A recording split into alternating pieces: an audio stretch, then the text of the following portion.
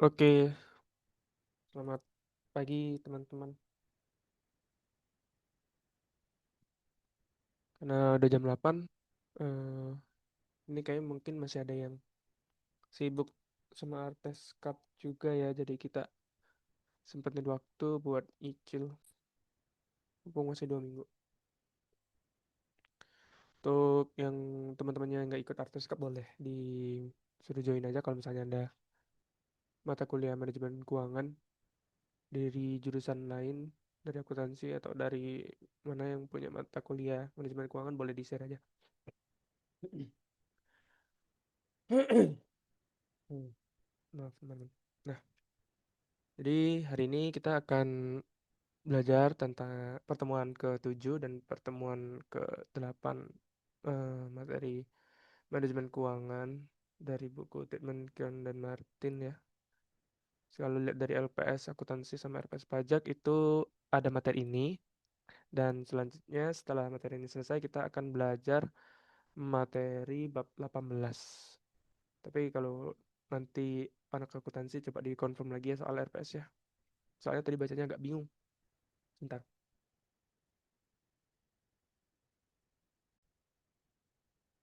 Oke, itu tadi memastikan kalau udah di record aja.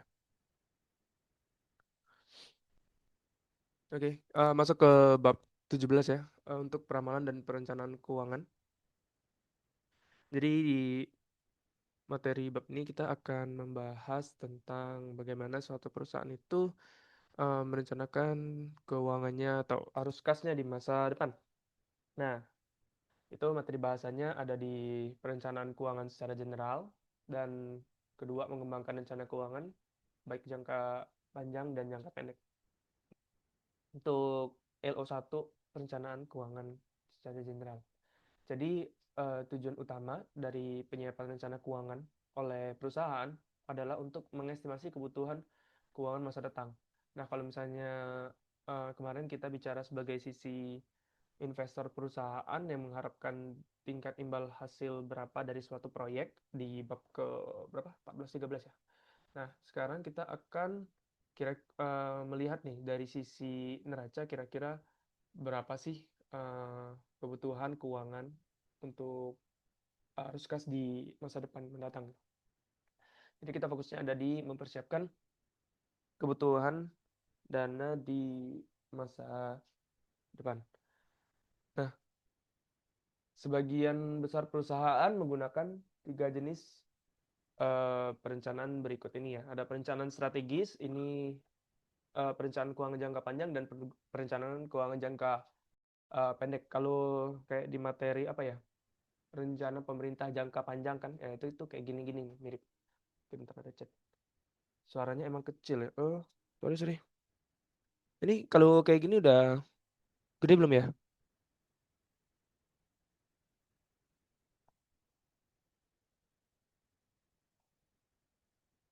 Hmm, boleh di-confirm lagi? Oh, oke. Udah ya. Sorry guys, agak batuk. Nah, ntar aku pegang dulu mic ya. Eh, Bentar. Tadi udah ya. Oke. Jadi secara sederhana, perencanaan strategis adalah tuh bagaimana perusahaan itu merancang menghasilkan uang di masa datang. Ntar ada telepon.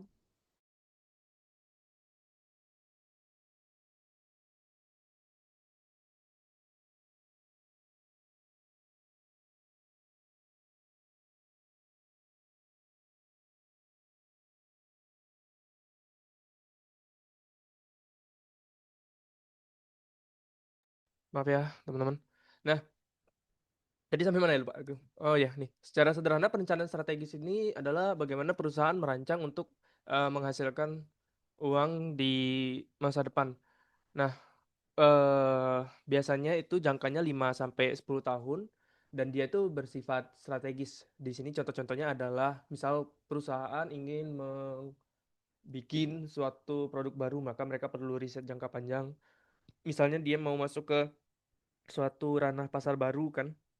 Kalau misalnya mau masuk ke ranah pasar baru, mungkin dia mau mengambil pangsa pasar yang lebih besar gitu. Jadi dia perlu invest atau perlu strategi yang lebih matang untuk masuk ke pasar baru.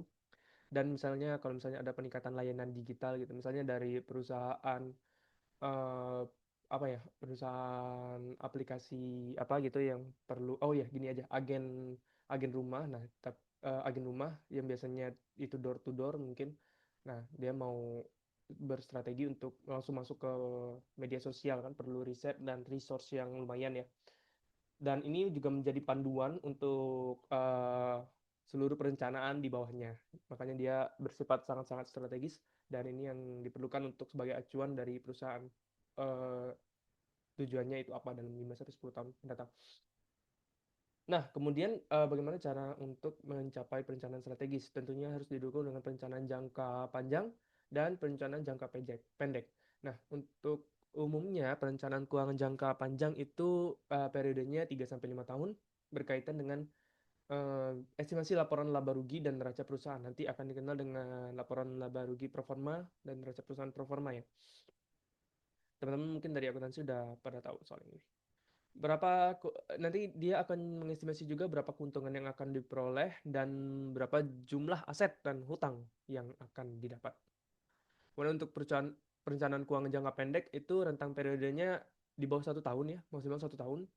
Penggambarannya biasanya itu detail dalam mengantisipasi arus kas perusahaan. Jangan sampai arus kas perusahaan mengalami kerugian.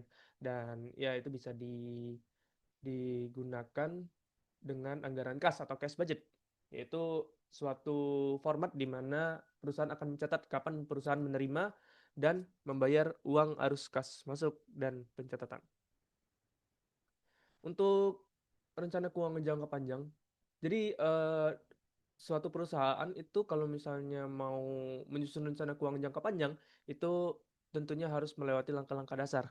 Nah, langkah-langkah dasar yang dilewati oleh perusahaan itu berupa menyusun lamaran penjualan, terus menyiapkan laporan keuangan pro forma, dan mengestimasi kebutuhan keuangan perusahaan. Maksudnya menyusun ramalan penjualan dan laporan keuangan pro forma dan mengestimasi kebutuhan keuangan akan dilanjutkan di slide selanjutnya ya. Tak, kok agak ngelag ya. Nah, langkah satu, menyusun ramalan penjualan. Perkiraan yaitu adalah perkiraan berapa banyak produk atau jasa yang akan terjual di masa depan. Jadi ini merupakan estimasi dari manajemen ya. Misalnya di manajemen mengira akan meningkatkan penjualan sekitar 25% gitu. Jadi kalau misalnya penjualan hari ini 100, maka mungkin di masa mendatang akan terjual sebanyak 125. Nah, itu biasanya disusun berdasarkan pada yang pertama tren penjualan masa lalu, dan pengaruh segala bentuk pengantisipasian kejadian-kejadian yang berdampak besar pada tren tersebut. Jadi kalau kita lihat tren historis, itu kan bisa kayak melihat growth-nya dividen ya kalau udah belajar yang kemarin, sama kira-kira apa-apa aja yang mungkin jadi penghambat dari estimasi tersebut.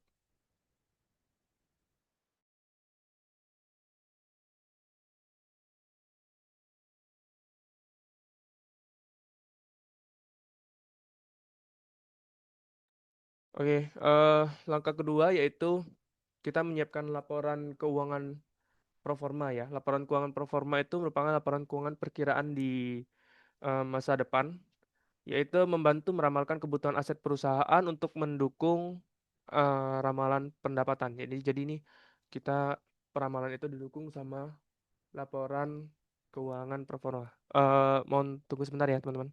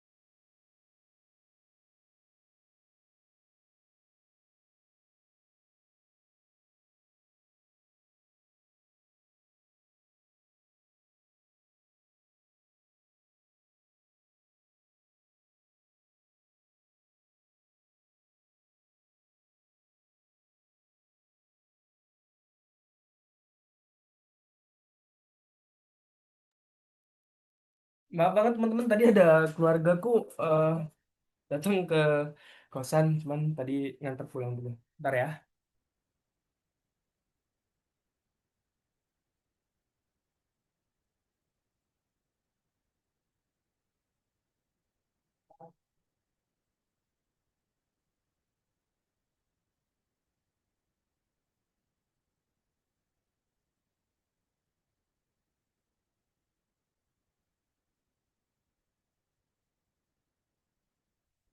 Oke, sorry eh, agak keganggu, tapi ya insya Allah udah aman.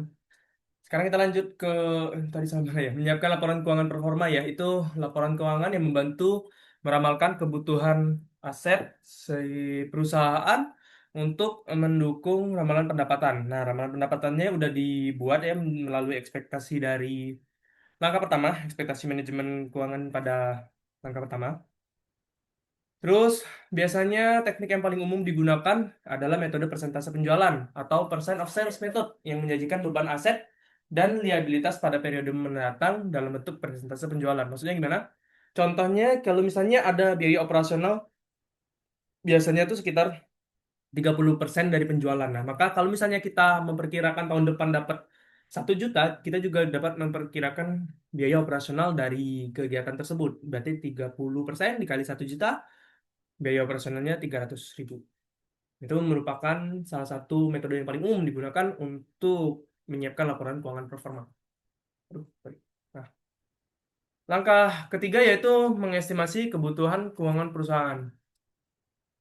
Maka dengan menggunakan laporan keuangan performa, kita akan dapat menentukan kebutuhan arus kas perusahaan. Pakai laporan sebelumnya dapat mengiranya butuh berapa untuk di tahun-tahun mendatang.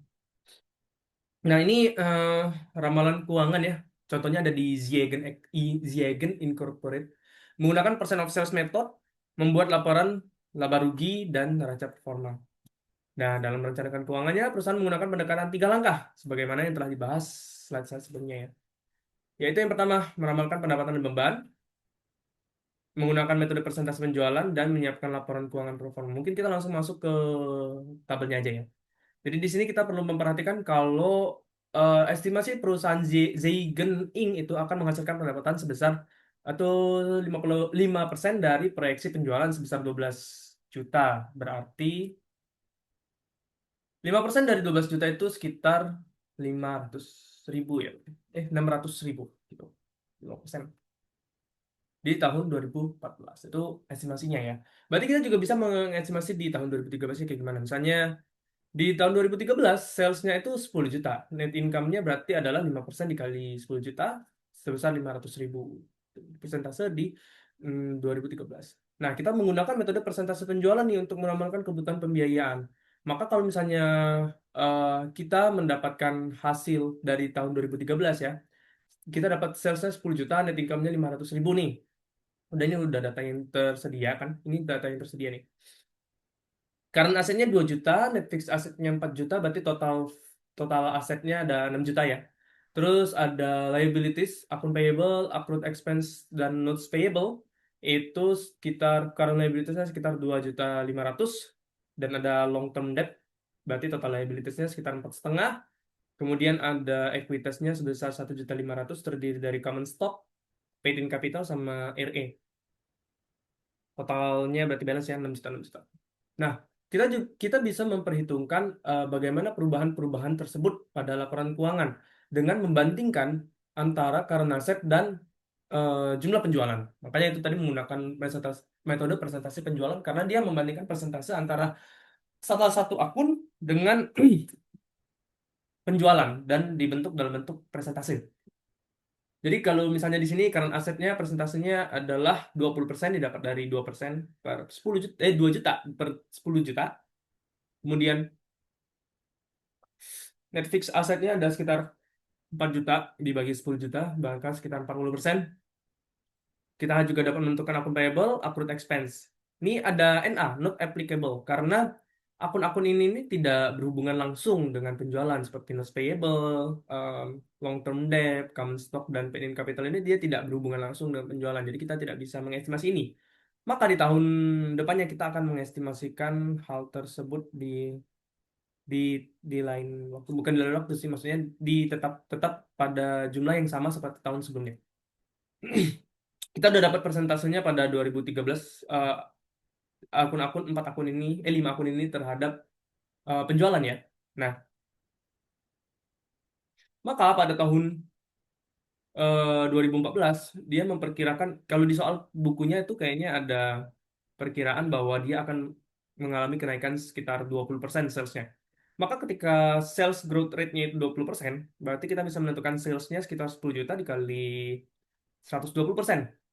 Maka hasilnya adalah 12 juta. Kemudian net income-nya adalah sekitar 5% ya dari soal tadi. 5% dari 12 juta berarti 600.000. Kemudian kita gunakan persentase yang sudah digunakan atas aset-aset yang dapat dihitung menggunakan penjualan, yaitu current asset, net fixed asset, akun payable, dan accrued expense. Kemudian kita kaliin presentasenya ke perkiraan penjualan di tahun depan. Maka hasil-hasil yang didapat adalah sekian. Current assetnya sebesar 20% dari 12 juta adalah 22 juta 400. Kemudian net fixed asetnya bertambah jadi 4.800.000, maka total asetnya menjadi 7.200.000. Kemudian akun payable itu sekitar 10% menggunakan persentase sebelumnya. Akun expense juga 10% dikalikan dengan total penjualan perkiraan, didapat hasil 1.200.000, 1.200.000.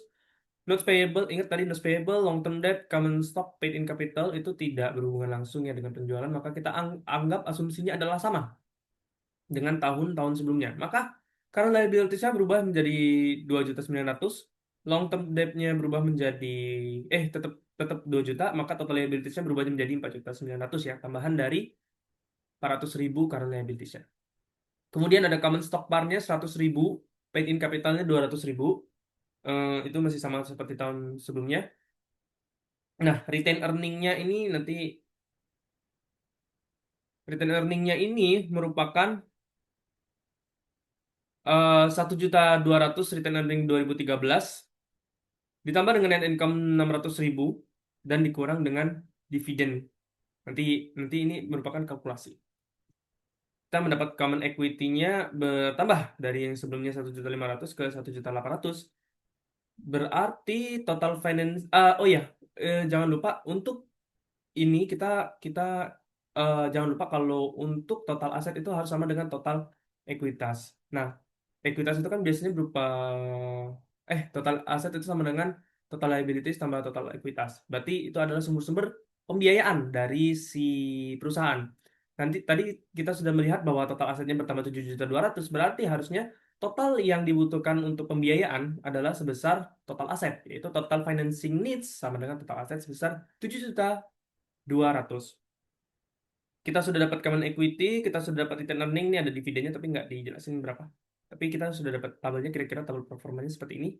Kemudian eh projected source of financing itu merupakan tambahan dari ini 1.800.000, 49 sama 49 sama 18. Ya.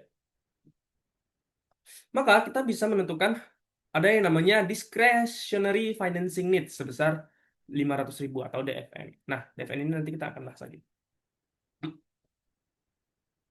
Ini menyiapkan laporan keuangan perusahaan ya. Tadi sama aja nih. Tinggal kita lihat aja proporsi persentasenya terhadap penjualan. Kemudian, nah, kalau udah dapat kita tinggal meramalkan di bagian liabilitas dan ekuitas perusahaan dalam neraca performa. Kenapa diramal? Karena ini merupakan sumber-sumber pembiayaan. Alias kalau misalnya ada sumber-sumber pembiayaan dari suatu perusahaan, kita juga dapat menghitung atau memperkirakan bagian pembiayaannya atau dana-dana yang dibutuhkan dari perusahaan. Nah, di sumber-sumber keuangan itu dibagi dua ya, ada yang discretionary (DFN) atau spontan. Nah, kita bahas dulu yang spontan. Akun payable dan accrued expense disebut juga sebagai sumber pembiayaan spontan atau spontaneous financing source, karena merupakan satu-satunya liabilitas yang nilainya bervariasi secara langsung. Maksudnya adalah satu-satunya liabilitas yang nilainya bervariasi secara langsung terhadap penjualan maka dia ada hubungan proporsional atau linear antara penjualan dan akun tersebut. Misal, jika penjualan naik, maka biaya operasional dan HPP naik, otomatis utang usaha dan beban akrual naik. Kenapa otomatis utang usaha dan beban akrual naik? Karena biasanya utang usaha digunakan untuk membiayai kebutuhan-kebutuhan operasional. Jadi kalau operasionalnya naik, penjualan naik, otomatis biaya operasional naik, otomatis em, utang usahanya juga naik.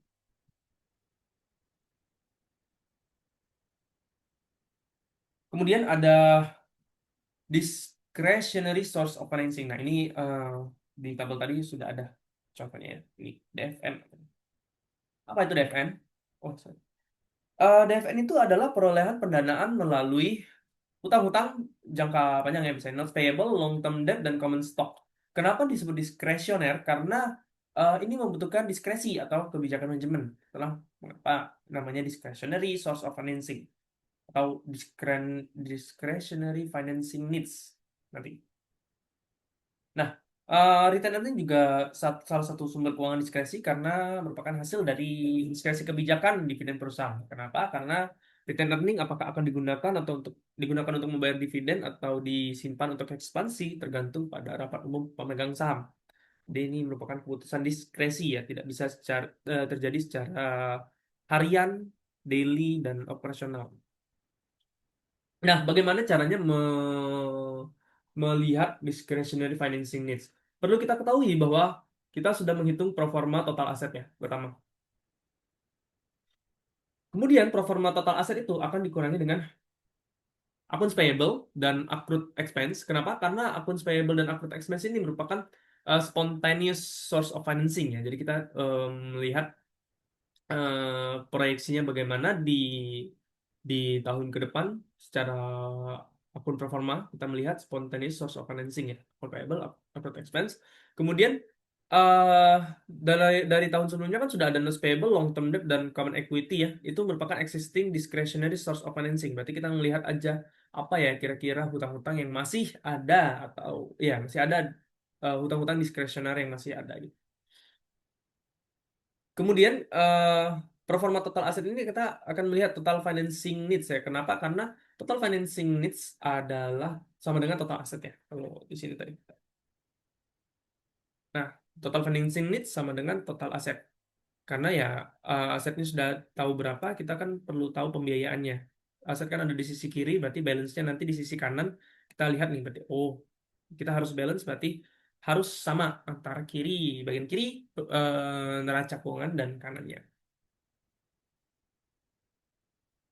Maka total financing needs dikurangin ini disebutnya gabungan keempat ini adalah projected source of financing. Maka timbullah namanya discretionary financing need. Mengapa perlu? Nah, DFN itu muncul jika total aset yang dibutuhkan itu lebih besar. Misal, DFN-nya lebih dari nol. Berarti harusnya perusahaan mencari dana tambahan untuk memenuhi total financing needs-nya. Kalau misalnya kurang dari nol, perusahaan tidak butuh tambahan pembiayaan. Nah, ini kalau di contoh Ziegen, yang tabel tadi, eh, laporan keuangan pro forma tadi, itu total financing needs-nya dikurangi dengan projected source of financing ya. Berarti total financing needs-nya tadi ada di total aset sekitar 7,2 juta ya, merupakan peningkatan dari tahun sebelumnya sekitar 6 juta. Kemudian ada 2,4 juta juga meningkat dari spontaneous financing. Kemudian ditambah dengan ada existingnya 2,5 miliar di notes payable dan long term debt. Kemudian ada 1,8 juta di ekuitas. Nah, kalau kita kurangin berarti kita membutuhkan sekitar tambahan biaya 500.000 untuk eh, mengakomodir kebutuhan dana di 2014. Hmm. Perusahaan harus mendapatkan pembiayaan sebesar 500.000. Itu bisa melalui beberapa kombinasi pinjaman, baik jangka pendek atau jangka panjang atau penerbitan saham. Jadi ini merupakan keputusan si manajer keuangan. Selama hal ini membutuhkan keputusan manajemen, maka pembiayaan tersebut merupakan discretionary financing needs.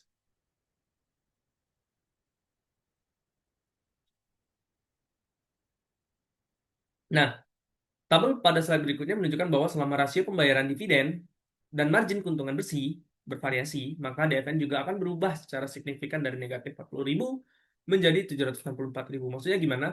Nah, untuk menganalisis dampak profitabilitas dan kebijakan dividen terhadap DFN perusahaan, maka kita perlu mengenal ada namanya dividen payout ratio ya. Itu aku lupa di beberapa, kalau nggak salah di sebelum UTS ya. Dividen payout ratio. Kemudian ada net profit margin. Jadi kita mempunyai rentang-rentang. Kalau misalnya DPR-nya 30%, kalau misalnya DPR-nya 50% dan 70%, dan kalau misalnya net profit marginnya itu sekitar 1%, 5%, dan 10%.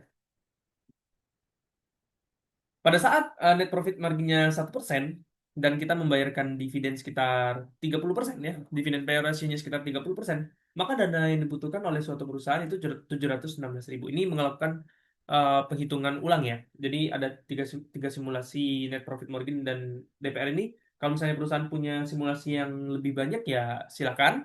Tapi mengacu pada materi saja ya, kita ngikut kalau misalnya dia kayak tiga kondisi, tiga masing-masing kondisi. Nah, rentangnya adalah minus 40.000 dan 764.000. Maksudnya adalah kalau misalnya net profit marginnya sebesar 1%, DPR-nya 70%, maka maksimal uang yang dibutuhkan oleh perusahaan itu sekitar 764.000. Nah, bagaimana kalau misalnya DPR-nya 30%, net profit marginnya 10%? Otomatis kan profit margin kan berarti makin banyak ya, makin banyak net profitnya, net income-nya makin banyak, dan pembagian dividennya itu dari return earning itu cuma 30%, maka dana yang dibutuhkan itu malah berlebih 40.000. Dalam dalam ini aku tulis kesimpulannya aja. Makin tinggi DPR, maka perusahaan membayar lebih banyak dividen. Bayar lebih banyak dividen, otomatis return earning-nya berkurang dan DFN-nya meningkat. Namun, makin tinggi net profit, makin besar laba bersih perusahaan, makin besar laba bersih, perusahaan punya dana lebih dan DFN menurun. Ini kayaknya aku bukan.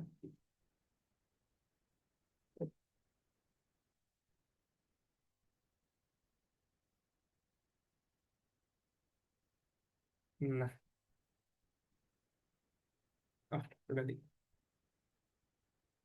Nah, ini kalau misalnya ada pertimbangan dari tingkat pertumbuhan penjualan sebesar 0%, 20%, dan 40%, nanti tampak bahwa rentang DFN dari 250.000 pada tingkat pertumbuhan 0%, minus 250.000 pada tingkat pertumbuhan 0%, hingga 1.250.000 pada tingkat pertumbuhan 40%.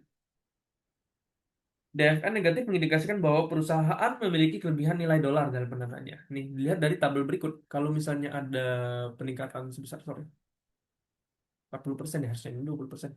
Nah, kalau misalnya peningkatan salesnya itu 0%, kita menggunakan sama ya persentase yang sama kayak yang tadi. Terus kita lihat-lihat lagi gitu. Ini nyusun laporan keuangan pro forma aja ya, mungkin nggak saya jelasin lebih jauh lagi. Maka kita melihat di DFN-nya itu pada tingkat pertumbuhan salesnya itu 0%, DFN yang dibutuhkan itu sekitar minus 250.000, artinya perusahaan mempunyai kelebihan 250.000, dan kalau misalnya tingkat pertumbuhannya 20%, otomatis accrued expense dan akun payable-nya naik, maka perusahaan akan membutuhkan pembiayaan dana sebesar 500.000. Nah, ini pertumbuhan penjualan dan kebutuhan pembiayaan diskresioner perusahaan. Jika perusahaan gross-nya di 6,67, maka seluruh financing needs-nya itu akan tersuplai dari retention earning dan pembiayaan spontan. Alias DFN-nya adalah 0. Segini. Ini kalau misalnya DFN-nya 0 itu berarti sekitar fund sales growth-nya di 6,667% ini. Ini menunjukkan satu grafik ya, di mana semakin tinggi, semakin tinggi sales growth rate-nya, ya, semakin tinggi pertumbuhan sales growth rate-nya, maka DFN-nya cenderung akan semakin tinggi juga karena butuh untuk membiayai menggunakan spontaneous atau kebijakan diskresi. Ini dibahas di slide-slide sebelumnya. Maka kita masuk ke contoh kasus ya dalam mengestimasi DFN. Manajemen Pendleton itu mengestimasi bahwa berdasarkan kondisi yang paling optimis, tingkat pertumbuhan penjualan pada tahun 2014 adalah 25% dan laba bersihnya adalah 5% dari pertumbuhan penjualan. Berapakah estimasi Anda terhadap DFN perusahaan pada kondisi optimis? Jadi kita mengestimasi kalau naik 25% dan laba bersihnya sekitar 5% dari kenaikan 25% tersebut. Ini rumus DFN tadi.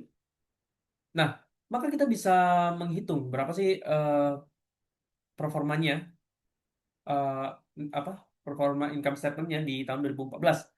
Jika pertumbuhan 25% ini ada di tabel di buku ya, saya nggak masukin. Ini pertumbuhan 25%, salesnya akan menjadi 6.250.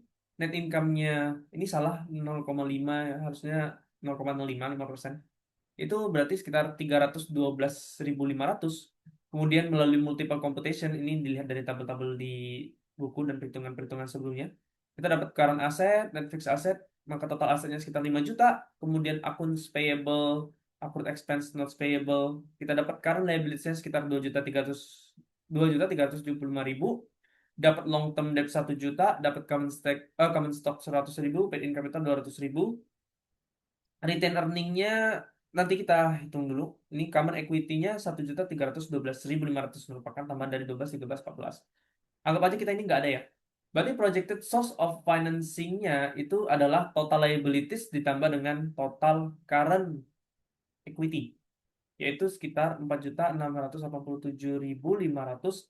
Dapatnya dari 2.375 ditambah 1 juta ditambah dengan common equity-nya 1.312.500. Dapat 4.687.500. Maka DFN-nya adalah sekitar 312.500. Kenapa? Karena total asetnya 5 juta dikurangi 468.700, kita dapat DFN-nya sekitar 312.500. Ini return earning-nya tuh harusnya 700.000 ya kalau di tabelnya. Cuman ini pada slide ini sudah dihitung return earning-nya sesuai dengan DFN. Harusnya di sini bawah sini ada tabel ke-16, itu ada projected source of financing ya sama DFN. Kalau misalnya udah dapat nih 16, 17 projected source of financing-nya itu, jangan lupa total liabilities ditambah total CE atau current common equity itu sekitar 4.687.500, dan DFN-nya berarti kita hitung selisih antara eh, total financing needs, yaitu total aset dikurang dengan projected source of financing, maka dapat 312.500. Itu merupakan masuk di bagian return earning. Lalu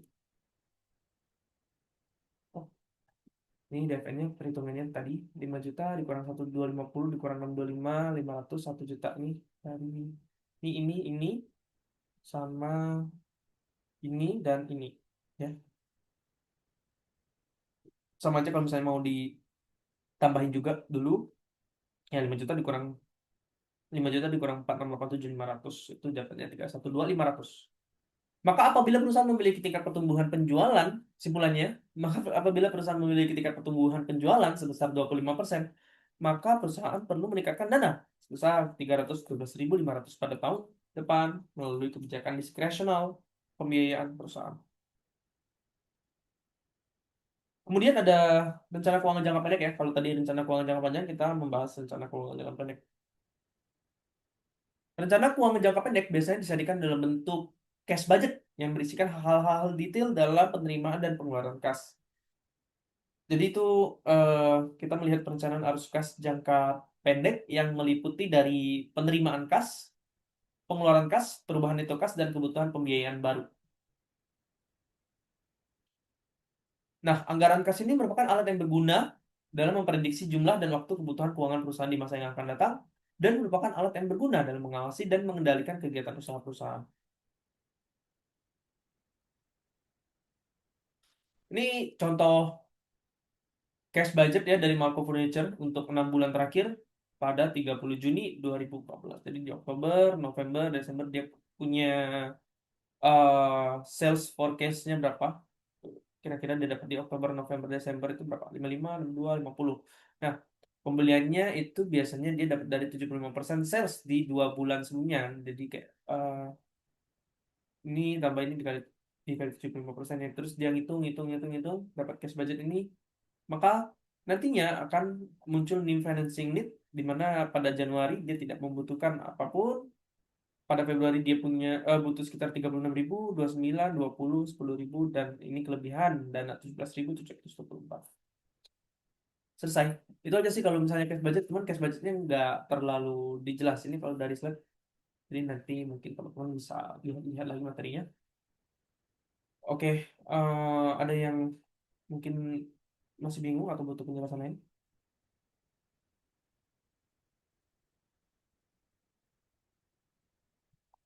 Kalau misalnya nggak ada, mungkin kita lanjut ke bab 18 dulu ya, atau bagaimana? Ini materinya cukup mudah ya, cuma 38 slide juga, jadi kayaknya bisa sih kan untuk ujian nanti. Yang penting teman-teman nanti, aku nggak tahu kalau misalnya akuntansi open book atau enggak ya, yang UTS kemarin. Terus, nggak terus, Close book kami. oh close book ya, oke. Oh, oh. Ya kalian harus ngapalin ini sih, cara ngitungnya. Jadi kalian bandingin dari tahun periode sebelumnya sama tahun prediksinya di sebelah kanan pakai metode presentasi, kalian hitung satu-satu sih. Kayaknya kalau kalau pajak soalnya open book. Jadi ya nanti disiapin aja. Kebetulan nanti aku nyiapin Excel rumus ya dan simulasi-simulasi perhitungan, nanti teman-teman kalau mau eh, bilang aja. Coba aku buat lagi nanti. Nanti aku buat lagi. Oke. eh Kemudian kita masuk ke bab 18. Nah, kalau aku lihat dulu ya. Kalau yang pajak kita sudah pasti belajar ini. Nah, cuman aku bingung nih. Sorry, sorry. Aku mau nunjukin gambarnya tapi kok nggak bisa. Bentar ya. Nah, ini. Aduh, mana? Nah, ini. Nih, kelihatan nggak ya? Kelihatan nggak sih? Ya, kelihatan. Nah, kalau di RPS-nya akuntansi, aku bingung nih bacanya gimana menguraikan materi tematik program studi dengan pilihan nih. Pilihan nih masalah ini. Aku nggak tahu nih akuntansi mau mau belajar apa ya. Tapi dia ada manajemen modal kerja, keuangan bisnis internasional, resiko perusahaan, dan resiko imbalan. Nah, kalau di pajak itu belajarnya manajemen modal kerja dan keuangan bisnis internasional. Makanya kayaknya karena dia pilihan, maka di RPS-nya itu chapter 18 atau chapter 19 atau chapter 20 mungkin dosen dosen yang ngajar itu disuruh milih atau ya akuntansi itu disuruh milih gabungan chapter atau gabungan chapter 5, 6, 7, 8, dan 14. Nah, karena aku lihat di chapter 18 itu linear juga ya sama pajak, siapa tahu di chapter 18 kalian belajar chapter 18 nanti coba tolong tanyain sama dosennya ya. Maka aku coba akan jelasin di chapter 18 saja ya di manajemen modal kerja.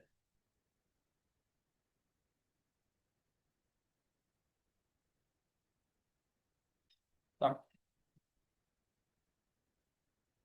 Oke.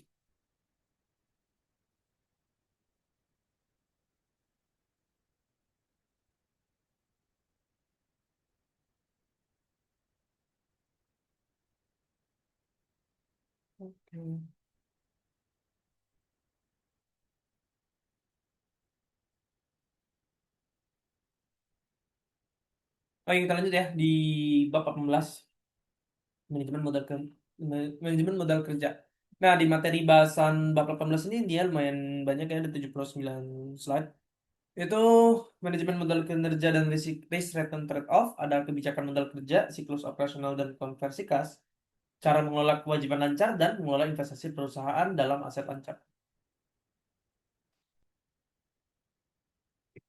Nah, manajemen modal kerja dan the risk return trade-off.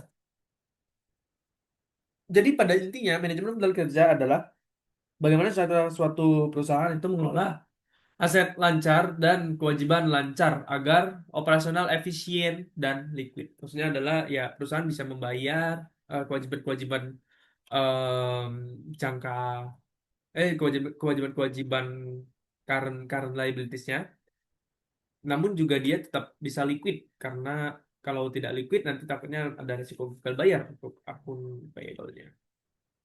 Tapi selain liquid juga harus efisien, yaitu tidak semua kas-kas yang dimasukin itu ke disimpan atau diendapkan, mungkin akan ada proyek investasi, jadi dia harus tetap menghasilkan profit yang lebih tinggi. Soalnya kalau misalnya dia diindepin doang, kita akan menimbulkan namanya ya rugi sih kalau misalnya diindepin doang di bank gitu atau ditabung gitu. Jadi mending diinvestasikan. Nah, kita harus menyeimbangkan antara berapa banyak kebutuhan kas yang memang diperlukan dan berapa banyak kebutuhan eh, kas yang untuk diinvestasikan agar perusahaan sama-sama liquid dan efisien. Jadi dia ini memberikan arahan ya bagi perusahaan operasional aktivitas sehari-harinya dalam mengelola aset lancar dan kewajiban lancarnya. Yaitu dalam sini kita melihat berapa banyak persediaan yang harus dimiliki, yaitu menghindari kurang stok tapi tidak berlebihan ya karena kalau berlebihan seperti di akuntansi biaya akan menimbulkan ya cost of apa ya lupa aku namanya, cost of inventory storage atau apa gitu namanya. Jadi ada biaya-biaya gudang seperti segala macam itu. Terus kita perlu lihat siapa sajakah yang perlu mendapatkan kelanjutan penjualan kredit ini berhubungan dengan konsumen ya, yaitu menilai kelayakan kredit pelanggan, mana pelanggan-pelanggan yang kira-kira bisa dilakukan penjualan secara akun receivable atau piutang. Terus apakah persediaan perlu dibeli secara tunai atau secara kredit? Nah, ini menentukan strategi pembelian eh, dan menjaga arus kas. Jadi tidak semua inventory itu dibelinya secara cash. Karena kalau dibeli secara cash semua, termasuk cashnya kita tidak pegang cash dan itu akan sangat bahaya kalau misalnya ada akun payable. Tapi nggak boleh juga kalau akun receivable semua, akun payable semua. Jikalau pembelian dilakukan secara kredit, kapan harus dilakukan pembayarannya? Jadi ini kalau misalnya kita beli barang ke supplier, kita harus menentukan juga kapan dilakukan pembayarannya, berupa pengelolaan utang dan menghindari keterlambatan serta memanfaatkan diskon pembayaran lebih awal. Nah, bagaimana cara kita memanfaatkan ketiga ini? Kemudian kita masuk ke mengukur likuiditas perusahaan. Bagaimana cara mengukurnya? Yaitu dengan current ratio dan net working capital. CR itu mengukur kemampuan perusahaan membayar current liabilities. Untuk mengelola likuiditas, para manajer itu harus menyimbangkan ya, seperti kataku tadi, menyimbangkan antara investasi dalam aset lancar dan kewajiban lancarnya, yaitu dengan meminimalkan penggunaan aset lancar ya, meminimalkan penggunaan kas dan dengan mencari tahu syarat utang lancar yang paling menguntungkan dan dengan memantau penggunaan pinjaman jangka pendek. Jadi kita pantau nih penggunaan aset kasnya dan memantau juga eh, bagaimana kita membayar si akun payable kita. Jangan lupa akun payable itu biasanya tambahin aja ya. Jangan lupa, akun payable itu biasanya digunakan untuk membiayai operasional sehari-hari usaha. Nanti ini kenapa aku bilang kayak gini? Soalnya nanti takutnya kita tercampur nih antara pembiayaan dia berupa operasional dan membiayai investasi. Karena kita dari babak kemarin itu udah belajar tentang investasi proyek perusahaan dan segala macam. Takutnya kita lupa dengan basic kalau akun payable itu digunain untuk biayain operasional sehari-hari. Maka muncul namanya risk return trade-off.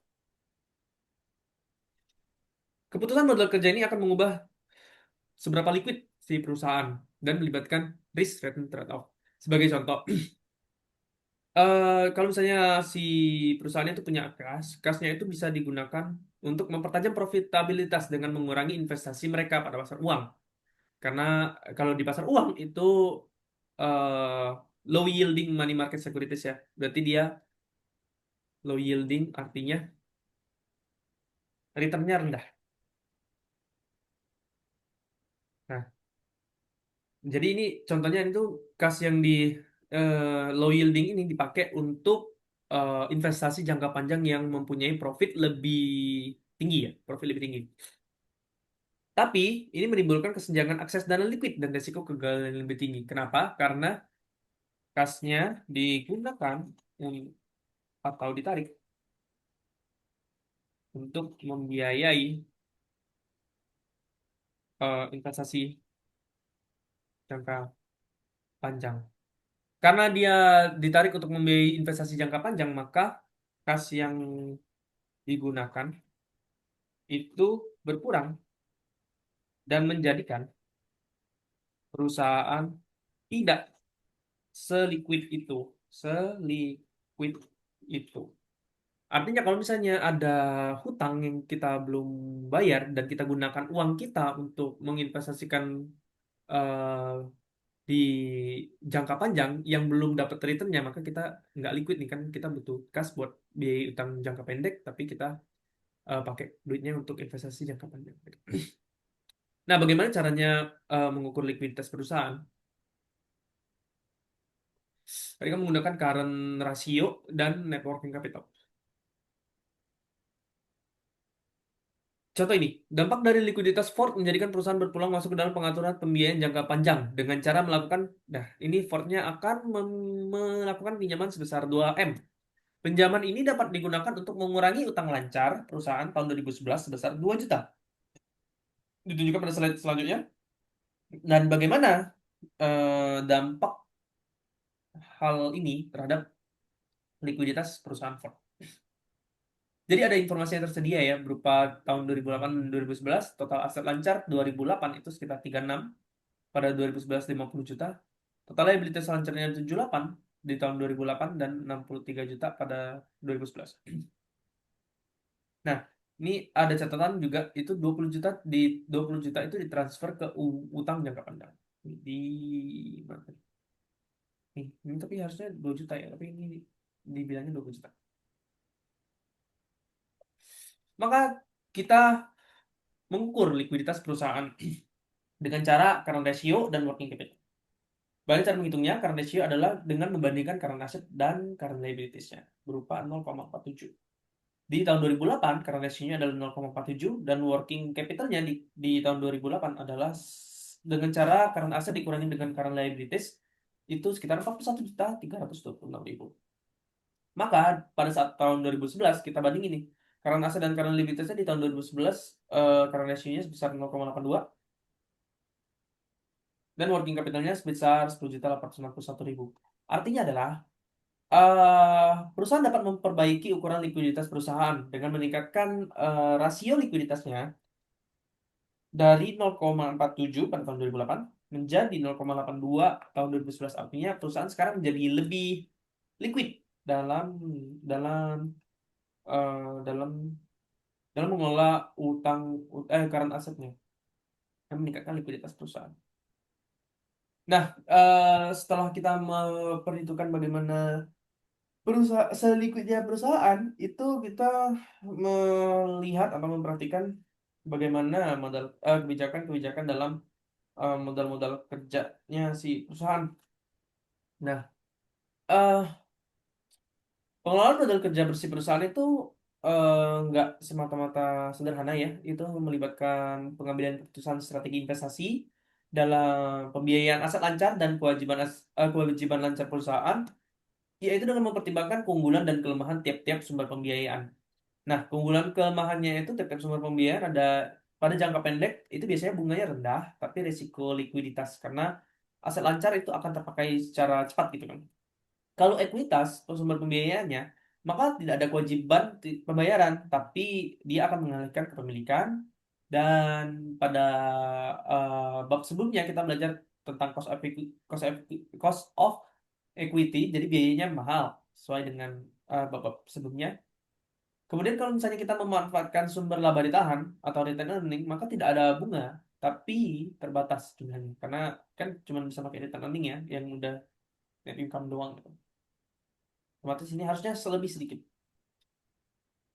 Maka kita juga akan mengenal namanya prinsip self-liquidating debt, yaitu pinjaman yang dapat dilunasi dari hasil kegiatan operasional yang debt itu biayai. Maksudnya adalah berapa pinjaman yang kita dapat lunasi dari gini, kegiatan operasional itu kan dibiayain oleh debt. Nah, itu berapa, dari debt itu berapa yang kita lunasi.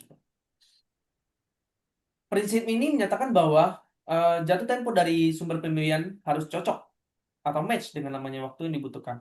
Maksudnya cocok adalah proyek investasi yang dibiayai dan yang tidak, jika maka harus maka harus cocok antara proyek investasi yang dibiayai.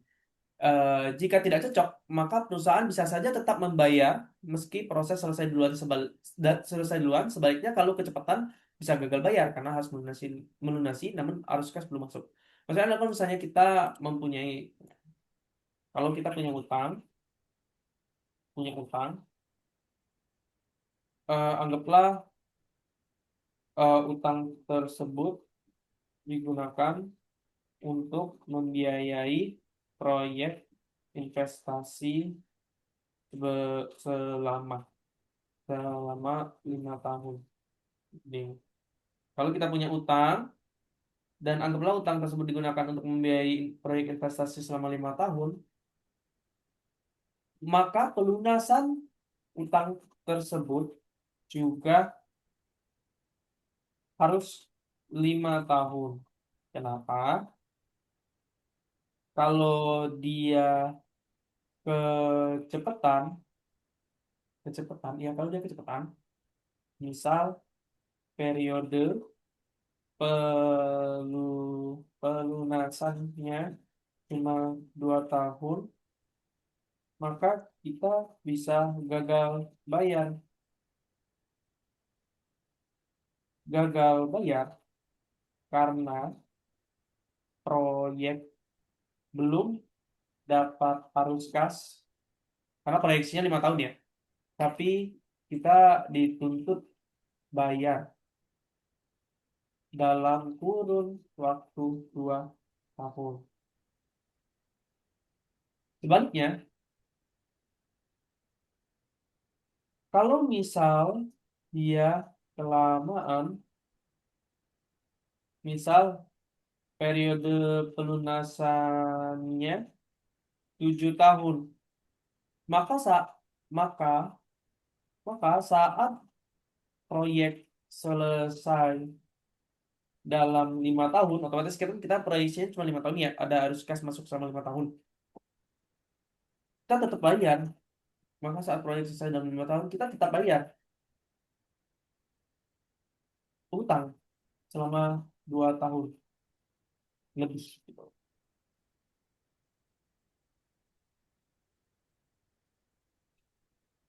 Nah, maka dari itu, suatu peningkatan dalam persediaan musiman ya, misalnya itu sebelum hari Natal atau Lebaran, itu harus dibiayai dengan pinjaman jangka pendek.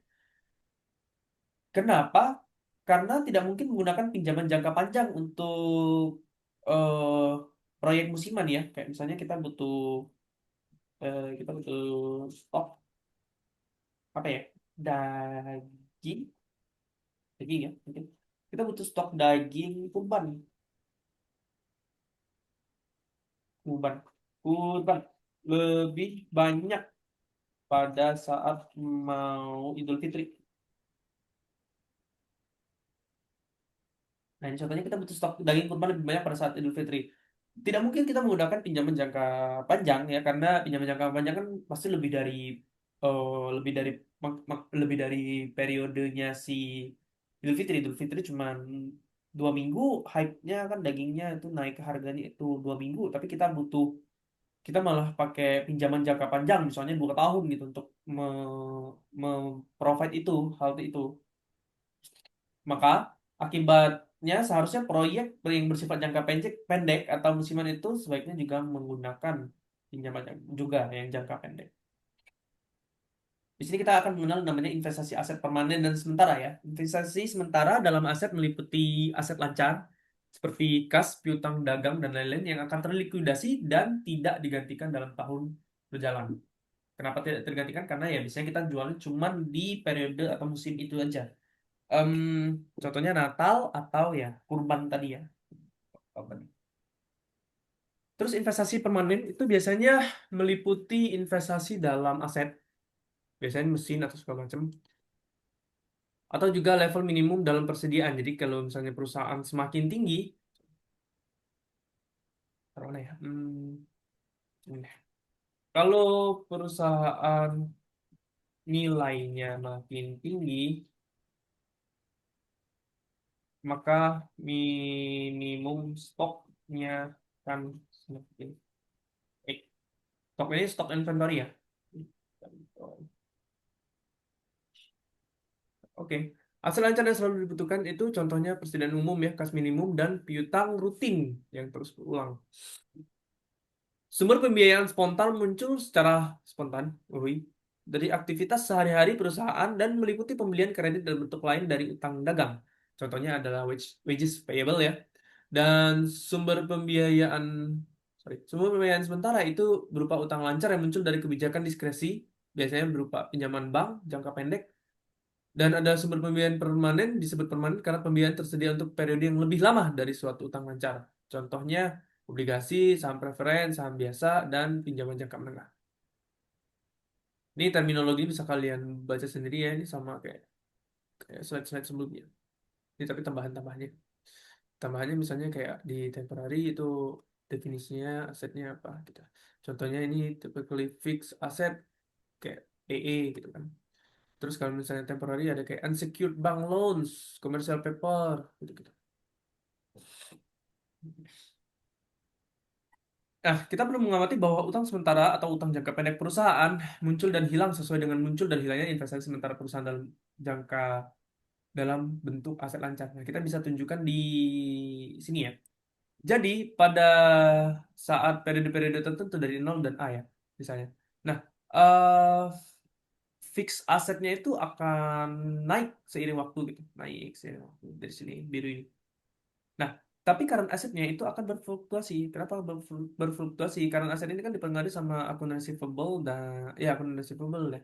Jadi kita melihat nih, oh current asetnya itu akan berfluktuasi di mana periode-periode kita dapat current aset yang lebih. Terus eh kasnya ternyata current aset kasnya itu kan dipakai buat membiayai apa turun lagi. Terus dapat lagi dari pembelian orang, terus orang itu udah bayar gitu kan naik lagi, turun lagi, naik lagi. Seiring dengan waktu dia akan naik terus. Nah, eh fix aset kan akan naik seiring waktu, namun current aset akan berfluktuasi seiring dengan hal tersebut, juga dipengaruhi oleh pembiayaan sementara. Kenapa dipengaruhi oleh pembiayaan sementara? Karena ya untuk misalnya musiman tadi, kayak kita perlu aset ini, kita perlu inventory ini pada Natal ya, jadi kita melakukan pembiayaan, kita ngutang sementara. Jadi dia akan berfluktuasi, dia naik, turun, naik, turun, naik, turun. Di mana saat kurang aset naik, misal karena adanya pembayaran kebutuhan operasional dan juga akan memengaruhi pembiayaan spontan. Kita akan melihat bagaimana pengaruhnya atas eh, atas hutang, kewajiban lancar dan aset lancar. Karena adanya peningkatan terus menerus, akhirnya timbul permanen current asset mengindikasikan pada level tertentu ada current asset yang sering waktu. Seiring bertambahnya fixed asset, maka penjualan atau penjualan atau nilai suatu perusahaan itu naik. Maka em, minimum stok yang dibutuhkan oleh perusahaan itu juga akan seiring waktu akan semakin naik. Akan terjadi growth dari minimum current asetnya. Permanen current asetnya. Contohnya tadi kalau aku pakai minimum stock inventory ya. Kemudian ada di LO 18.3 itu siklus operasi dan konversi kas. Siklus operasi dan siklus konversi kas itu dia akan melihat seberapa efektif perusahaan dalam mengelola modal kerja. Semakin pendek siklus, maka semakin efisien. Siklus operasi ini sendiri mengukur periode waktu yang telah lewat dari tanggal pembelian persediaan hingga perusahaan menagih uang tunai. Eh, kalau kalau bahasa sederhananya yaitu lama waktu yang dibutuhkan perusahaan dari beli si persediaan untuk diolah kemudian dijual dan akhirnya dapat uang tunai. Nah, itu lama waktu rentang waktunya.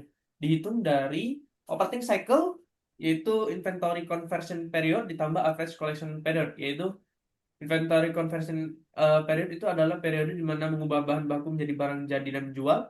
Kemudian average collection period itu waktu yang dibutuhkan untuk menagih pembayaran. Kemudian ada periode penundaan utang dagang. Secara sederhana adalah lama waktu. dalam hari yang diberikan oleh pemasok kepada perusahaan untuk membayar pembelian secara kredit. Nah, saat perusahaan dapat membeli item persediaan secara kredit, maka kas tidak terkait dengan panjangnya siklus operasi secara keseluruhan. Penundaan ini juga akan mengurangi tekanan kas-kas perusahaan. Jadi kan kita beli barang untuk dijual, belinya secara kredit. Nah, itu kita kan nggak perlu ngeluarin uangnya sampai jatuh tempo misalnya. Nah, dalam rentang waktu tersebut, barang inventory itu bisa kita jual untuk dapat duitnya, baru kita bayar ke perusahaan gitu. Itulah pentingnya kenapa kita pakai utang.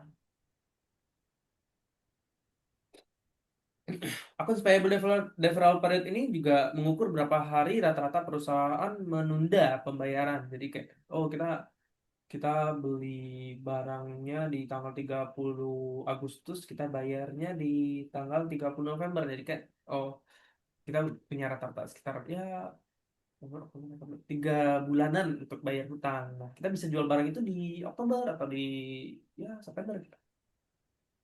Akan variable deferral period ini dihitung dengan 365 ya, 5 hari dibagi COGS dibagi akun payable. Nah, siklus konversi kas ini lebih singkat ya dari siklus eh, operasi di mana perusahaan tidak harus membayar item-item dalam persediaannya untuk suatu periode yang sama dengan lamanya periode penundaan utang.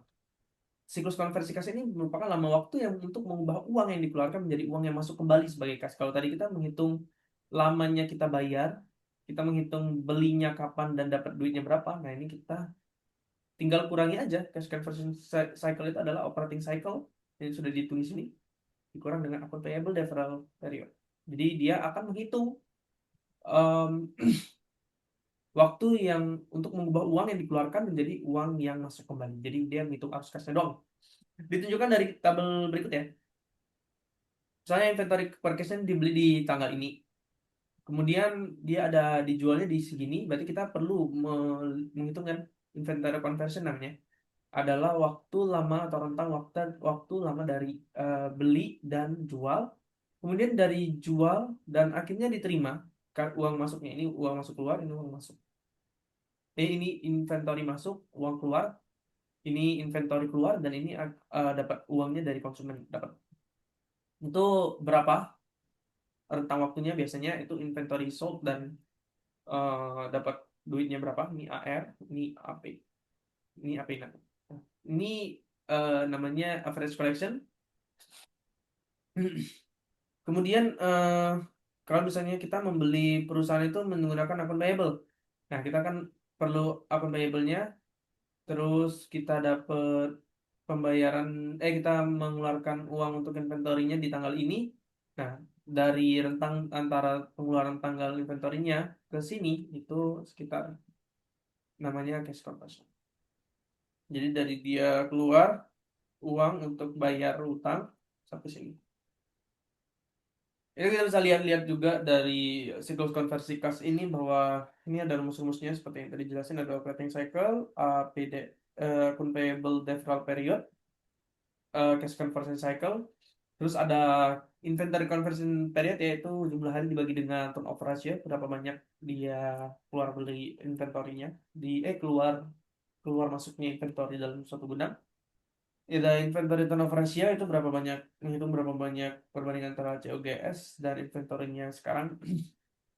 Kemudian ada average collection period yaitu akun receivable dibagi dengan daily credit sales atau akun receivable dibagi dengan annual credit sales ditambah 365 hari.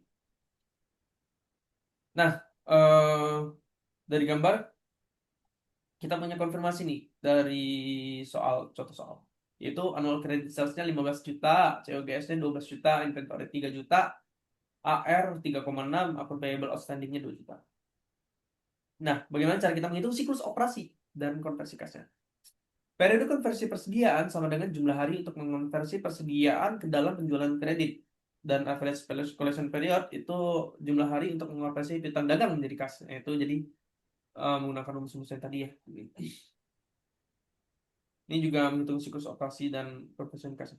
Maka kita akan melihat bahwa inventory conversion periodnya adalah 365 dibagi inventory turnover ratio-nya nggak kelihatan di sini di soal data ini. Dapat 91 hari.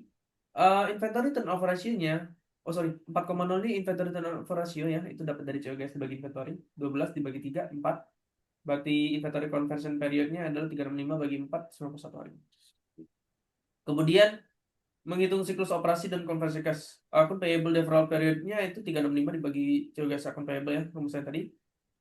Dan average collection periodnya itu akun receivable dibagi daily credit sales, berarti akun receivable-nya berapa tadi? Ya, 3,6 ya. Ini 3,5. Harus 3,5. 3,5 dibagi 15 juta dibagi 365 sama dengan 65 hari. Nah, kalau misalnya udah dapat rumus-rumus tadi, kita coba untuk menganalisa siklus konversi kas. Jika GM itu biasanya memiliki average collection period sebesar 24,16 hari, periode konversi persediaan sebesar 39,84, dan periode penundaan utang dagang sebesar 131, maka berapakah siklus operasi dan konversi kasnya?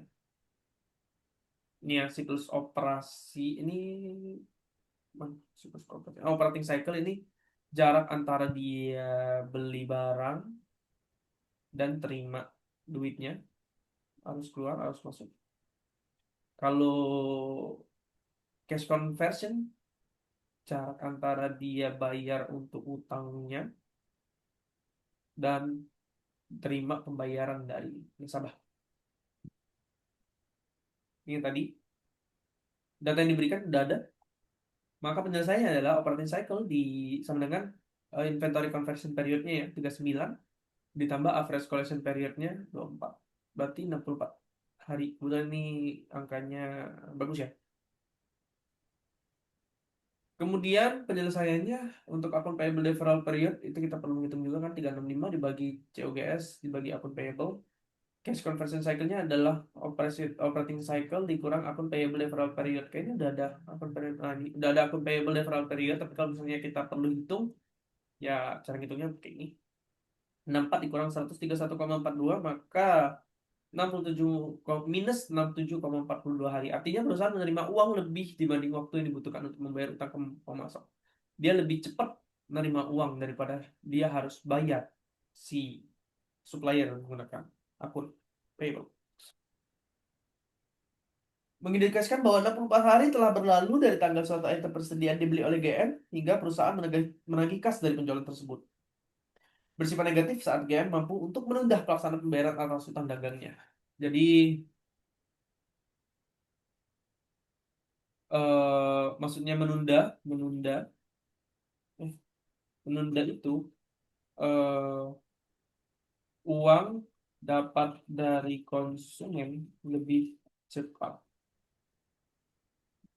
dari periode dia harus bayar AP ke produsen. Kemudian kita akan masuk ke, karena tadi kita ada melihat kewajiban lancar ya, kita juga akan aset lancar, nah ini juga akan mengelola utang lancar.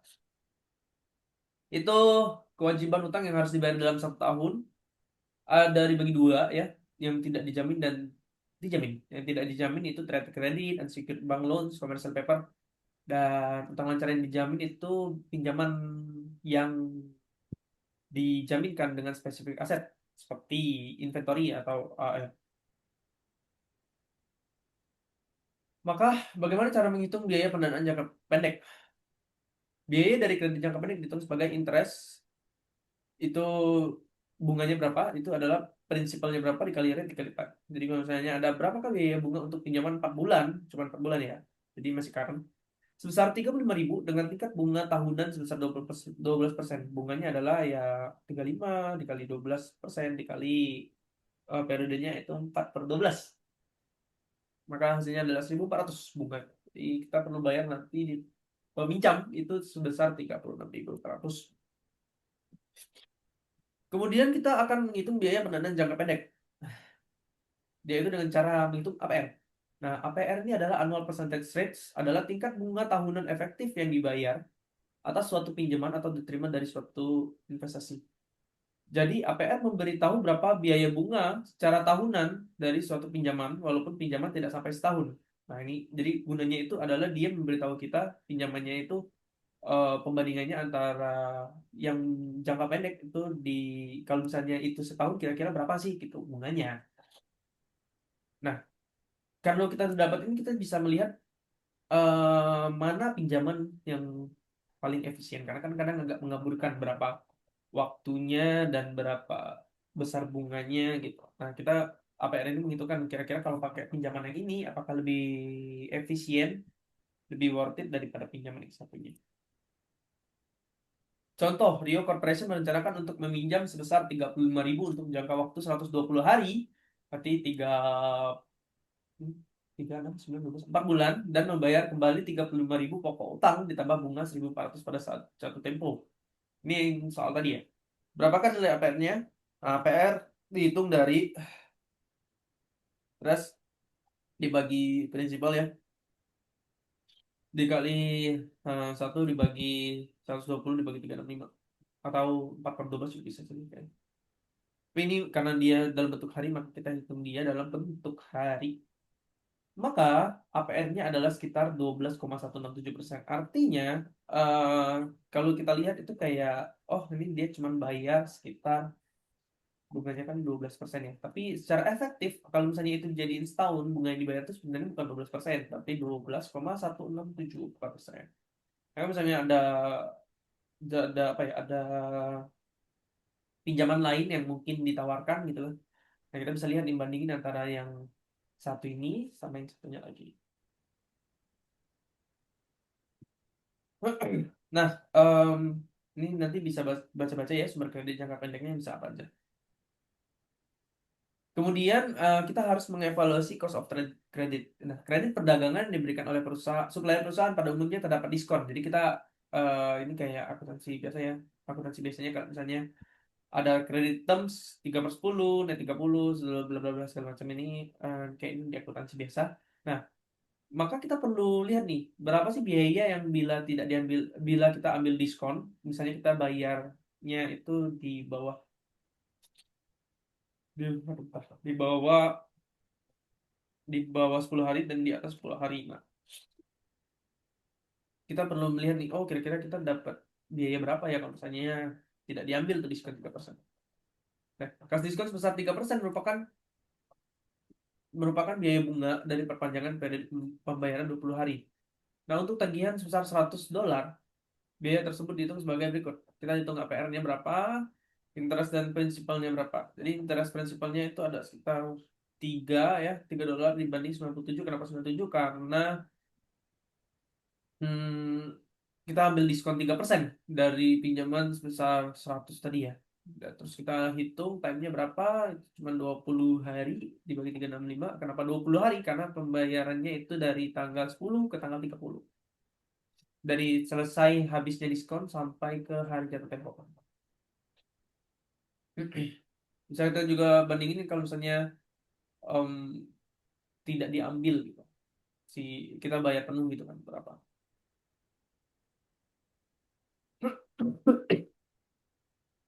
Nah, em, mengevaluasi cost of bank loans ya. Berarti kita akan mencari tahu berapa biaya dari pinjaman bank. Suatu line of credit memberikan hak kepada perusahaan untuk dapat meminjam uang dalam jumlah tertentu. Untuk itu, perusahaan umumnya diminta untuk menyediakan saldo minimum. Jadi kalau misalnya di perusahaan, kalau kalau mau pinjam bank, dia minimal harus punya saldo sekian, sekian ditentukan oleh bank. Nah, saldo kompensasi ini meningkatkan biaya pinjaman tahunan kepada para peminjam. Nah, ini contohnya kita akan menghitung APR dari line of credit ya. Asumsikan bahwa perusahaan memiliki line of credit sebesar 1 juta, saldo kompensasi sebesar 20% dari jumlah pinjaman. Tingkat bunga yang dibayarkan atas pinjaman tersebut adalah 12% per tahun. Pinjamannya sebesar 500.000 dilakukan untuk periode 6 bulan. Berapakah tingkat bunga tahunan atas pinjaman ini dengan memperhatikan ketentuan saldo kompensasi berikut tersebut? Sepanjang terdapat ketentuan saldo kompensasi jumlah yang sesungguhnya dipinjam adalah lebih besar dari pinjaman sebesar 500.000, berarti dia harus punya saldo kompensasi ya. maka dari 500.000 pinjaman hanya 80% yang dapat digunakan, sedangkan 20%-nya merupakan ketentuan saldo kompensasi. Sehingga eh 500.000 itu adalah 0,80-nya B. B itu bills-nya ya. Apa? Ya bills-nya ya. Berarti kita perlu lebih banyak harusnya ya, yaitu 620.000, 625.000. Artinya nilai pinjaman sesungguhnya itu bukan 500.000, tapi 625.000.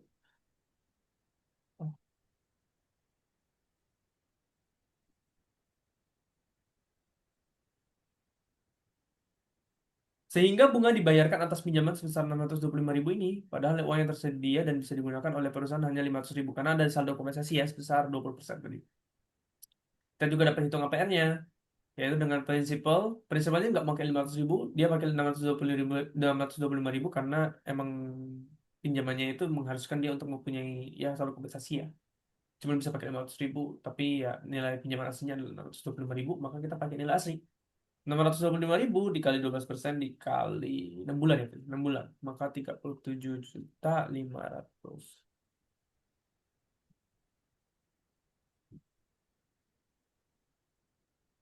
Hmm. Kemudian APR sama dengan interest dibagi prinsipal dikali time. Interest bagi prinsipal dikali satu pertamanya atau rumusnya tadi ini. APR-nya adalah sekitar 15%. Kesimpulannya adalah kita mengetahui bahwa keberadaan ketentuan saldo kompensasi ini akan meningkatkan biaya kredit atau biaya pinjaman. Dari sebelumnya interestnya itu cuma 12%, meningkat menjadi 15%. Fakta ini membawa hasil berupa perusahaan membayar bunga dari nilai 625.000 namun mendapatkan pinjaman yang dikurangi bunga 37.500 atau sebesar 500.000 dikurang 37.500, maka perusahaan akan mendapat nilai pinjaman sebesar 462.500. Aduh, maaf ya guys, nggak penasaran. Mengelola investasi perusahaan dalam bentuk aset lancar. Jenis utama dari aset tetap yang paling banyak dimiliki perusahaan itu ada cash, marketable securities ya, akun receivable dan investasi. Ini jenis-jenis aset lancar. eh yang pertama kita masuk ke kas dan marketable securities dulu ya. Dan surat berharga ini eh digunain perusahaan untuk membayar tagihan-tagihan ya, biasanya akan jatuh tempo. Jadi kalau misalnya ada jatuh tempo kan itu bayarnya pakai duit ya, pakai aset lancar gitu. Trade off-nya, kalau kita pegang aset ini kebanyakan, kalau kedikitan dulu deh. Kalau kedikitan kita dapat berakibat kegagalan pembayaran tagihan karena ya kasnya nggak ada tapi hutangnya ada gitu kan. Bentar ya. Oh, tas.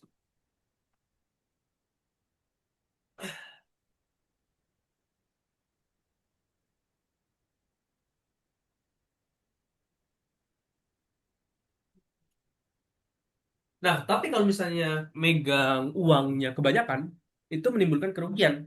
Karena eh, kalau kita pegang duit doang dan tidak kita investasikan, itu tingkat imbalannya itu sangat-sangat rendah.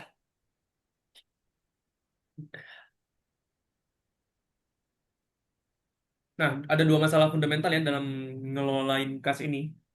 Yang pertama yaitu gimana caranya kita menjaga saldo kas itu biar memadai untuk memenuhi kebutuhan pengeluaran uang dalam waktu tertentu. Jadi kita tetap harus punya uang kas yang banyak, tapi nggak terlalu banyak, tapi juga nggak terlalu sedikit. Kemudian kita juga mengelola komposisi portofolio surat berharga. Jadi kita juga harus mengelola itu kira-kira berapa komposisi surat berharga yang dipunyai oleh perusahaan. Nah, dalam masalah pertama, untuk menjaga kebutuhan saldo kas harus dilakukan satu perkiraan yang akurat mengenai penerimaan dan pengeluaran uang. Nah, ini tugasnya manajer keuangan. Kira-kira kita menentukan nih kas yang cepat kira-kira bagusnya berapa. Dan biasanya dibuat dengan cash budget ya. Ini cash budget ini kayak di materi sebelumnya. Terus mengelola komposisi portofolio surat berharga. Biasanya perusahaan itu lebih suka simpan cadangan uangnya dalam bentuk sekuritas jangka pendek ya. Ngomongnya money market securities. Biasanya itu kalau money market securities itu kurang dari jatuh temponya itu kurang dari 1 tahun dan dia memiliki kemungkinan gagal rendah atau tidak ada sama sekali dan likuiditasnya sangat tinggi. Ini contoh-contoh instrumen pasar uang tertentu ya. Ada obligasi pemerintah, ada Federal Agency Securities, Banker Acceptance, dan segala macam commercial paper dan segala macam. Kayaknya deposit bank itu juga kayaknya udah masuk sini. Nah, mengelola akun receivable, haruskah saya berasal dari penjualan tidak dapat diinvestasikan hingga akun receivable dapat ditagih? Jadi kenapa?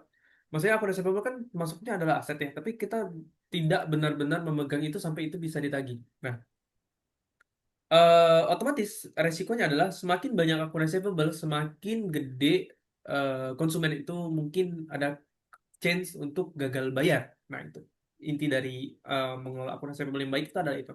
Utangnya tidak boleh terlalu piutangnya tidak boleh terlalu banyak. Nah, prosedur untuk mengelola piutang itu dengan baik, maka kita harus menentukan prosedur dan kebijakan penagihan yang efisien, yang mungkin akan memperbaiki profitabilitas dan likuiditas perusahaan. Faktor-faktor yang menentukan besaran investasi perusahaan dalam bentuk akun receivable. Yang pertama yaitu ada level penjualan kredit berupa persentase dari total penjualan, yaitu proporsi penjualan yang dilakukan secara kredit dibandingkan dengan penjualan tunai ya. Kemudian ada level penjualan atau consumer. Jadi semakin tinggi penjualan, semakin besar akun receivable-nya, yaitu volume total penjualan secara umum ya kita bisa memperkirakan dari level penjualan. Kemudian kebijakan kredit itu mencakup dengan syarat-syarat kredit, ketegasan pelonggaran dan insentif. Dilihatnya dari sini ya. Ada non-decision variable yaitu percent of credit sales to total sales itu non-decision ya. Kemudian ada level of sales itu juga non-decision, tapi ada decision variable nih. Kita bisa menentukan nih apa aja kebijakan-kebijakannya yang berupa syarat kreditnya. Kita bisa menentukan kualitas customernya, mana yang boleh mengajukan AR, mana yang tidak, dan bagaimana cara kita menagih nih. Dari syarat penjualan dulu ya, kalau misalnya decision variable ya, karena sebagai manajer keuangan ya. Terms of sale itu memberikan kemungkinan diskon terhadap pembayaran yang dilakukan lebih awal. Jadi kita bisa memberikan nih kalau misalnya kita mau menawarkan AR gitu, oh ini si A beli ini dong pakai AR gitu, tapi AR-nya ada syarat-syaratnya ya. Kalau misalnya kamu bayarnya di bawah 10 hari, kamu dapat diskon 1% gitu. Nah, itu kan syarat-syarat penjualan itu juga mempengaruhi bagaimana kita mengelola akun receivable. Tapi kita juga akhirnya karena muncul cara penjualan ini kita juga dapat menghitung opportunity cost misalnya dari yang tadi terus diskonnya itu diabaikan tuh 1% dan ditunda pembayarannya selama 20 hari. Maka untuk menghitungnya adalah per 1 minus A dikali 365 per dibagi C minus B. Nah, A itu 0,01 ya, yaitu 1%. C itu 30 hari itu batas waktunya dan 10 hari itu jumlah dari dia boleh boleh diskon sama enggak. Kemudian ada yang bisa kita kontrol juga, yaitu adalah kualitas pelanggan ya. Bila kualitas pelanggan menurun, maka hal ini akan meningkatkan biaya investigasi kredit, biaya gagal bayar, dan biaya penagihan. Jadi kalau misalnya makin banyak customer yang tidak becus untuk bayar kredit, itu meningkatkan semua ini. Kita bisa kontrol itu dengan cara tidak memberikan penjualan secara kredit kepada konsumen-konsumen yang ada resiko gagal bayar. Nah, untuk menentukan kualitas pelanggan itu juga perusahaan dapat melakukan analisis-analisis terlebih dahulu berupa analisis rasio likuiditas, kewajiban lainnya, dan keseluruhan profitabilitas perusahaan. Perusahaan juga dapat memperoleh informasi dari lembaga jasa pemeringkat. Jadi ada lembaga jasa pemeringkat ya. Di Indonesia namanya LPIP, Lembaga Pengelola Informasi Perkreditan dan PPindo Bere Kredit. Nanti kualitas pelanggan ini akan ditunjukkan dalam bentuk angka kredit atau credit score, merupakan cara yang populer untuk mengevaluasi risiko kredit individu. Jadi ada kita misalnya aku mau minjem ke si A gitu. Nah, eh si A mau beli barangku secara kredit gitu. Nah, aku bisa ngeliat tuh si A itu, oh dia ini ada data historis kayaknya dia nggak pernah gagal bayar. Mirip kalau kita Shopee Pay Later tapi gagal bayar. Nah, itu mirip.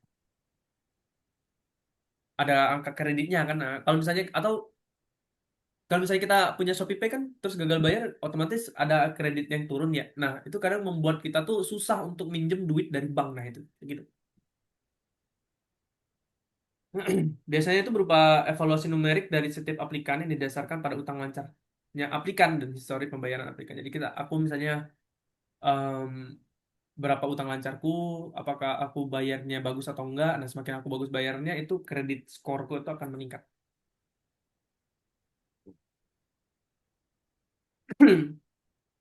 Hmm. Nah, ini kalau misalnya di Vico ya, National Distribution of Vico Scores, itu ada range-nya ya, dari di atas 500, dari 500 ke 549. Nah, itu proporsinya paling banyak ada di krediturnya, ada di kredit lendersnya itu ada di 750 sampai borrowersnya itu ada di kredit score-nya 750 sampai 799 dengan populasinya sekitar 27%. Memang lumayan bagus. Nah, jadi perusahaan akan menentukan nih, oh misalnya aku nggak mau deh skor-skornya itu di bawah 650. Nah, maka orang-orang yang tergolong dalam sini 12% yang ke bawah ini, 649 ini ke bawah, itu nggak dikasih eh, hak beli secara kredit oleh perusahaan. Jadi kalau kamu mau beli, kamu harus beli cash. Terus ada collection effort ya, kita juga bisa mengendalikan cara kita menagih eh, piutang kita, yaitu kita bisa pengendalian dulu dan pengeliminasian piutang yang telah lewat jatuh tempo. Ini pakai apa sih? Allowance for doubtful account atau bad debt expense. Nah, itu. Biasanya tuh pakai berbagai rasio ya. Contohnya seperti average collection period. Nah, manajer juga bisa tuh buat daftar umur, piutang, atau aging of account receivable disusun berdasarkan nilai dolar dan persentase dari piutang-piutang yang telah lewat jatuh tempo. Nih, faktor-faktor yang menentukan kredit skor Anda. Ini ada payment history ya sebesar 35%. Jadi kita bagaimana nih proses kita bayar-bayar hutang kita apakah bagus atau enggak? Berapa banyak own uh, berapa banyak hutang yang kita punya? Terus seberapa sering atau seberapa lama kita minjam gitu, atau terus kita bisa dipengaruhi oleh peminjaman baru dan jenis-jenis peminjaman yang kita lakukan.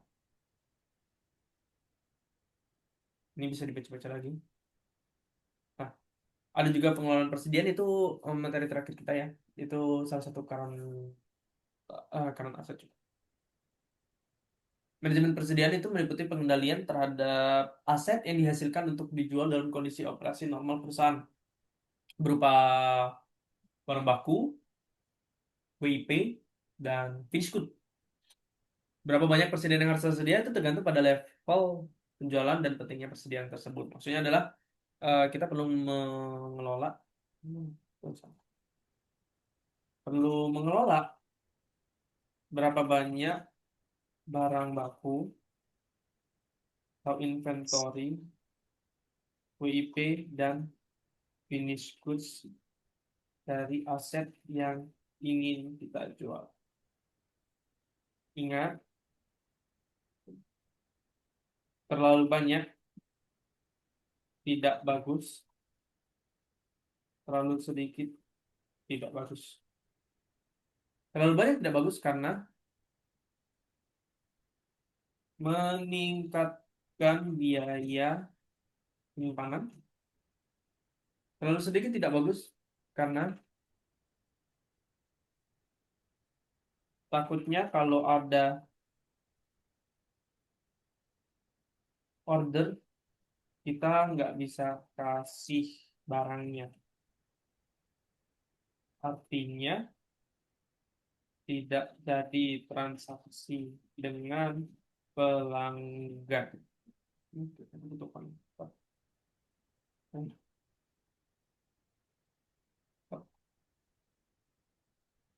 Jadi ganti gini guys. Aduh, aduh.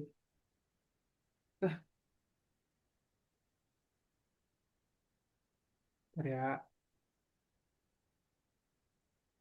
pindah mana ya? Ini.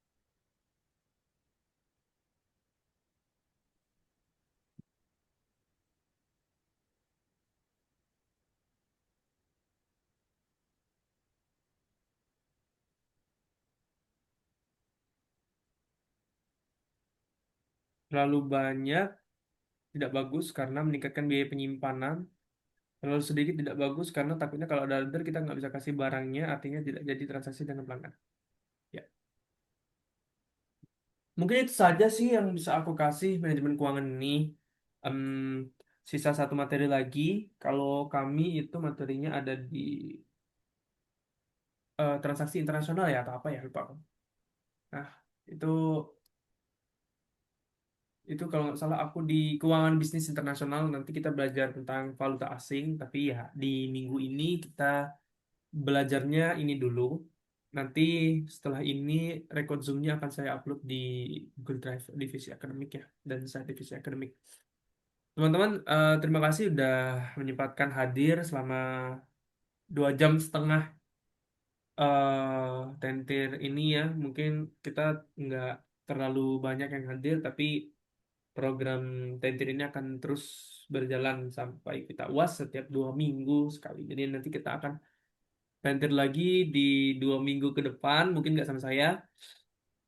Dan akan mungkin nanti kalau misalnya ada mata kuliah yang khusus dan susah gitu kan kita akan tentir lagi di weekend sebelum UAS.